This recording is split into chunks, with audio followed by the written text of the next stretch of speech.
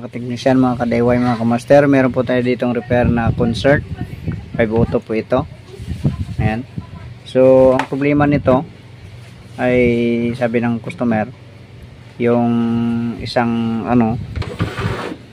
isang terminal dito ay ayaw gumana kapag naka A plus B siya ang settings, ayaw siyang gumana dito.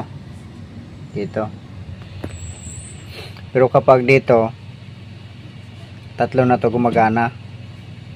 Tapos kung A plus B na, A lang siya ang settings, pag naka A lang dito gumagana lahat. So maganda nito ano na lang natin, mahirap kasi hanapin itong switch nito ng selector, kaya sa ground lang naman kasi yan kaya ano lang natin, i-short na lang yung mga ano niya, wire sa loob. So buksan na natin. So ito lang naman ang mga wire yan, tapos ground lang naman ang ano nito, mga wire na yan nasa ground, nakakonect dito sa mga itim na to. Ayan. So ang gagawin natin dyan, tanggalin natin ito, tapos pagdidikitin lahat ng wire na yan, kasi baka pwede pang masunog uli yung connection doon sa letter A. So ibang klase kasi ang nito.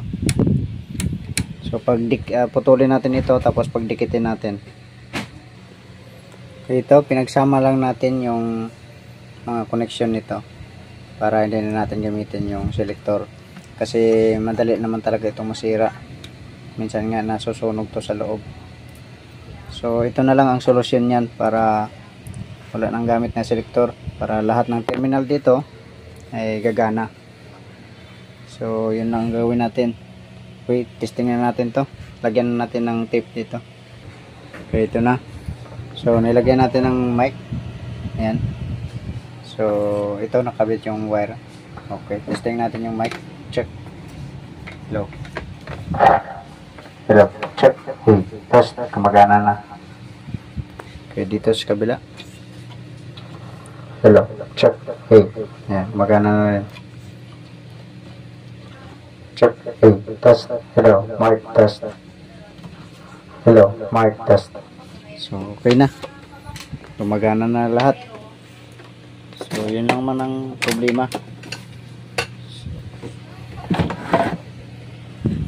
Para sureball na yung connection sa ground. Okay, sige. God bless po sa inyo.